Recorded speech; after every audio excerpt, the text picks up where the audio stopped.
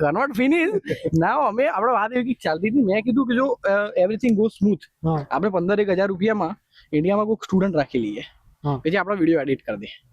આપણે કીધું ના આપણી પાસે કામ નહીં, આપણે જાતે જ શીખી લઈએ. એટલે ભાઈ મેં કીધું કે બધા મને ઓળખ જ છે, બધાને એમ જ બધું મારે જ બધું કરી લેવું છે. અને મહદાનજી થોડી વાતમાં સચ્ચાઈ બી છે, બરોબર. પણ એક લેટલી તમારે રિયલાઇઝ કરવું પડે કે બધું તમે ના કરી શકો. તમારે reliable partners, reliable team members જોઈએ. Please, cameraman, focus on face expression. યશનું કેવું એ જ છે. એટલે પણ મેં આગળ શું કીધું, તમારે એક મોમેન્ટ રિયલાઇઝ કરવું પડે. સો આઈ એમ ઇન ધેટ રિયલાઇઝેશન ફેઝ, ઠીક છે, કે હું રિયલાઇઝ કરી રહ્યો છું ધીરે ધીરે. વન ક્વેશ્ચન, પર્ટિક્યુલર આ જ ફિલ્ડમાં કે દરેક field? No in each and every field, ઠીક છે. કારણ કે એક માણસથી કેટલું થાય, હવે કેવું વસ્તુ થાય, તમારાથી થાય તો બધું તમે કરી બધું શકો, પણ બધું તમે જ કરશો તો એ સ્પીડથી તમે નહીં આગળ જઈ શકો, બરોબર છે. એ સમ મહદ ઘણા લોકોને સમજવાની જરૂર છે, મારા બી સમજવાની જરૂર છે, બરોબર છે. તો સમજીશું. તો બસ વાત એ જ હતી કે એવો પ્લાન છે, તો આપણે બધાએ મતલબ બધું નહીં કરવાનું. કોઈક સ્ક્રિપ્ટ લખે એવું કંઈક રાખીએ, કોઈક એડિટિંગ વાળું રાખીએ, પછી કોઈક છે પણ જે વસ્તુ આપણે અહીંથી અફોર્ડ કરી શકીએ ને, અને જેમાં આમ ક્રિએટિવ, અરે અત્યારે તો કઈ અફોર્ડ નહીં થાય, બધું જાતે જ કરીશું. જો તમારે સ્ક્રિપ્ટ લખવી હોય તો હું રેડી છું. હું પણ રેડી છું. ઓકે, એડિટિંગ કરવું હોય તો પણ હું રેડી છું. ના સરસ સરસ. બધું યશ જ કરી લેશે. ના મને જે આવા જે વસ્તુ હું તમને કહું, અરે નહીં, એમાંથી એકાદ ઓપ્શન મને આપજો, ગરીબના. હું કરી આપીશ બધું. ઓકે ચલો, આ તો બધું હવે કન્ટેન્ટ ઉપર. અરે કન્ટેન્ટ અત્યારે આપણે કન્ટેન્ટ બી બનાવી. ઓકે, અમારી જે વાત ચાલતી હતી કન્ટેન્ટ પ્રિપેરેશન, અમારો અત્યારે હાલનો કન્ટેન્ટ આ છે કે કન્ટેન્ટ પ્રિપેર કેમનું કરીશું, ઠીક છે. એટલે જો અત્યારે માહોલમાં જોવા જઈએ તો પોડકાસ્ટ બહુ ચાલે છે. આપણે બધા જ વારા ફરતી છે, અમને બધાના ગેસ્ટ આપણે બનાવી આવી જજો. તું પેલા ઉમંગભાઈને ગેસ બને. ના, એમને છેલ્લે રાખવા દે ભાઈ. એઝ અ બિઝનેસ ના એટલે એમને લાગે છે કે ચેનલ ગ્રો થાય છે, એઝ અ બિઝનેસમેન. અરે મેં અંકલનું ઇન્ટરવ્યુ લીધેલું છે, તમને ખબર? અંકલનું ઇન્ટરવ્યુ લીધેલું છે. એઝ અ બિઝનેસમેન તમે શું વિચારો છો? પ્રોજેક્ટનો પાર્ટનો પ્રોજેક્ટ હતો. કેવી રીતે તમે આગળ વધી શકો છો બધાને લઈને? આ સિચ્યુએશન આપણે ટુ બી ઓનેસ્ટ, એમાં પર્સનલી મારો ઓપિનિયન એવો છે ને, મેં અત્યાર સુધી જેટલા લોકો જોયા, બરોબર છે, મતલબ ઉમંગભાઈ તો છે જ, એમના સિવાય સમજ મેં મારા રિલેટિવ્સ છે કેટલાક કે જે બિઝનેસ કરે છે, ભાઈ મંદિરમાં બી કેટલાક જે માણસો હું મળું છું, મારા કેટલાક ફ્રેન્ડ્સ કે જે એકચ્યુઅલી સારો બિઝનેસ કરી રહ્યા છે, બરોબર છે. તો આમાં છે ને એટલું બહુ કોઈ રોકેટ સાયન્સ એવું મેં નહીં, પણ તમે બહુ વધારે હોશિયાર હોય ને તો તમે કશું ના કરીએ, કારણ કે તમને બધા ફ્લોસ વધારે દેખાય. અને એ લોકોને કેવું હોય કે મતલબ ઘણા લોકો જે સારું કરી રહ્યા છે કે એમને એક જ હોય કે ભાઈ કન્સિસ્ટન્સી એ લોકો મેં બહુ મેઇન જોઈ છે કે ભાઈ વિચાર્યું કે આ કરવું છે તો એ કરવું જ છે. અને ઉમંગભાઈની અગર કોઈ વાત હું લઉં ને જે મારે એડોપ્ટ કરવી છે, રિસ્કી છે એડોપ્ટ કરવી છે, પણ એ કેવી ખબર છે, મેં એક વસ્તુ ઓબ્ઝર્વ કરી કે આજે હું કોઈ બીજાને કંઈક કામ આપું છું, ઇન્સ્ટોલર મને કહે છે કે ભાઈ 5 દિવસ લાગશે, અને જેન્યુઅનલી મને લાગે છે કે યાર એની વાત સાચી, 4 દિવસ લાગશે, આજે જ જોઈશે એમ કહો આજે જ કરે, આમ કરી નાખીશું તેમ જે આજે જ જોઈશે. હવે એવું કરવાથી કેવું થાય, થોડુંક મેન્ટલ પ્રેશર આપણને તો ફીલ થાય, બરોબર છે, એને આપણે આપીએ ઇન્સ્ટોલર નહીં, પણ એ 5 દિવસ કહેતો હતો ને એ 2 દિવસમાં તો પછી પતે છે. રિઝલ્ટ એ રીતે તો મળે છે, 2 ના 2 થાય છે, બરોબર છે, એ રીતે થાય છે કામ એમ. એટલે એક આ વસ્તુ મતલબ એ લોકોમાં સેન્સ ઓફ અર્જન્સી, એ લોકોને મતલબ દરેક વસ્તુ અર્જન્સીમાં પતાવી દેવી હોય એમ, કંઈ પેન્ડિંગ રાખવું નહીં હોતું.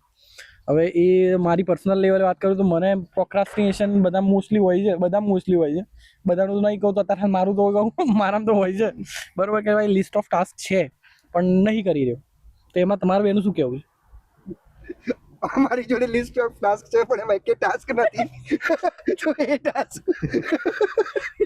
ટાસ્ક જો અમને આપી દે તો અમે કરીએ. ઓકે, ના એ પણ એ મજાક ને મજાક જ છે, પણ મજાક પણ નથી, હકીકત છે.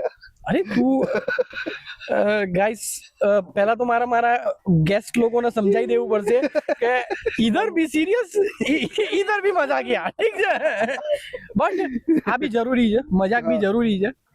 કેમેરામેન ને બદલવા છે? ઓકે ના મજાક જરૂરી છે, પણ એ મારા જે છે ને ટાસ્ક એ તો એક સમજ પર્સનલ લેવલે છે કે like I wanted to build something in term of communication. Like તમને કદાચ લાગતું હોય કે મારું કમ્યુનિકેશન સારું છે, પણ મને એમ લાગે છે કે હજી મતલબ લાઈક હજી ઘણું ઇમ્પ્રુવમેન્ટની જરૂર છે. તો એ બાબતે મેં કેટલાક ટાસ્ક વિચાર્યા છે કે હું આવું કરીશ ને ઇમ્પ્રૂવ થશે. પછી પર્સનલ ગ્રોથમાં કેટલીક વસ્તુઓ શીખવા માટે મેં લિસ્ટ ડાઉન કરી રાખી છે, પણ ટાઈમ નહીં સેટ થઈ રહ્યો. જેમ કે સ્વિમિંગ બી છે, પછી 1-2 કોર્સિસ છે બરોબર છે, પણ ટાઈમ નથી નીકળી રહ્યો. પછી બસ એટલે આ પર્સનલ વસ્તુ થઈ. હવે પ્રોફેશનલી આ પેલા એની બાબતે વાત લઉં તો ઘણીવાર એવું લાગે છે કે આપણે બહુ બધું જોઈ લીધું, બહુ બધા લોકોને વાત કરી લીધી ને, એટલે તમને કોઈ વસ્તુ ઇમ્પોસિબલ લાગતી નથી. એના કારણે શું થઈ રહ્યું છે મને એવું લાગે છે મારા લેવલે કે તમે બહુ ભટકી જાઓ છો, કારણ કે તમને 10 વસ્તુ લાગે તમે આ બી કરી શકો છો તે બી કરી શકો, એટલે તમે કશું નહીં કરી શકતા. એક્ઝેક્ટલી. જ્યારે કેટલાક લોકોને સ્પેસિફિક એક જ વસ્તુ કરવી છે ને એ કરી જ નાખે છે, કરે જ રાખે છે, એટલે કરે છે. વાત સાચી છે. એ જે રીતના આપણે જોવા જઈએ તો આપણે એક ટાઈમ હતો કે ઇકોફ અને GBIS પર્ટિક્યુલરલી આપણે એમાં એટલા બધા ઘૂસી ચૂક્યા હતા ને કે જ્યારે આ સિચ્યુએશન આવી ને આપણા ફેઝમાં, તો બીજા લોકો પાસે બીજા ઓપ્શન્સ અવેલેબલ છે, બટ આપણે ખાલી અત્યારે માઇન્ડમાં ઇકોફ અને GBIS ની સ્કીમ સ્ક્રેપ થઈ ગઈ ને, તો આપણી પાસે બીજો ઓપ્શન જ નથી કે આપણે આગળ શું કરવાનું. જો એ જ વખતે આપણે થોડા બીજા ઓપ્શન પણ એક્સપ્લોર કર્યા હોત, સેમ વાત UTએ પણ આપણને કરી હતી કે આપણે બીજી કોઈ જગ્યામાં આપણે ગયા જ નહીં, તો એમને પણ અફસોસ હતો ને એમના લીધે આપણને પણ અફસોસ થઈ રહ્યો છે અત્યારે. તો એવી જ રીતના બીજો કોઈ ઓપ્શન પણ પેરેલલી જો આપણે કંઈક વિચારી રાખ્યું હોત ને, પ્લાન એની જોડે પ્લાન બી થોડુંક પણ રેડી હોત ને, તો એકંદરે આમ જોવા જઈએ પર્સનલ લેવલ પર ને પ્રોફેશનલી લેવલ પર પણ આપણને ઘણી બધો બેનિફિટ મળી રહે. કે સપોઝ એક પ્લાન આપણો ફ્લોપ ગયો તો આપણે બીજો પ્લાન આવે ત્યાં સુધી આપણે વેઇટ ના કરવાનો થાય. પેરેલલી જો બંને પ્લાન પર કામ ચાલુ છે, એવું નથી કે બંને પ્લાન પેરેલલી કામ કરી જ ના શકીએ. ઘણી બધી વસ્તુ એવી છે જે આપણે પેરેલલી કરી પણ શકીએ છીએ.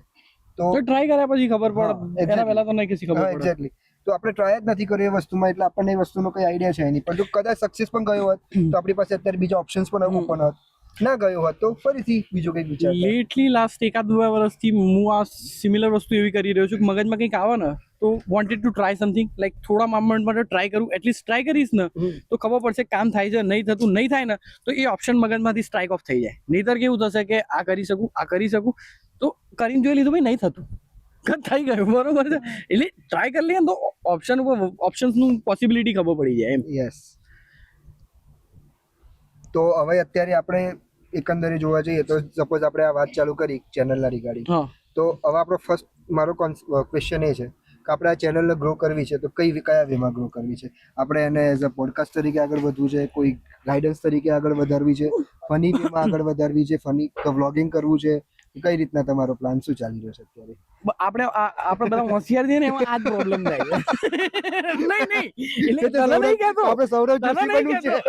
તને નહીં કહેતો, આ વસ્તુ સિમિલર બી, કારણ કે દેખો કઈ ચાલુ કરતા પહેલા છે ને આપણે બધા બહુ વધારે એક્સ્ટ્રા પ્લાન કરી નાખીએ છીએ. મને એવું અત્યાર સુધી ફીલ થયું છે, કારણ કે મેં અત્યાર સુધી ઘણી વસ્તુઓ કરી છે પણ નહીં કરી, બરોબર છે. હવે એ એક્સ્ટ્રા પ્લાન જે કર્યા છે કશું કામ નહીં થયું. ચલો ગાઈસ, સુમંગભાઈ આવી ગયા છે.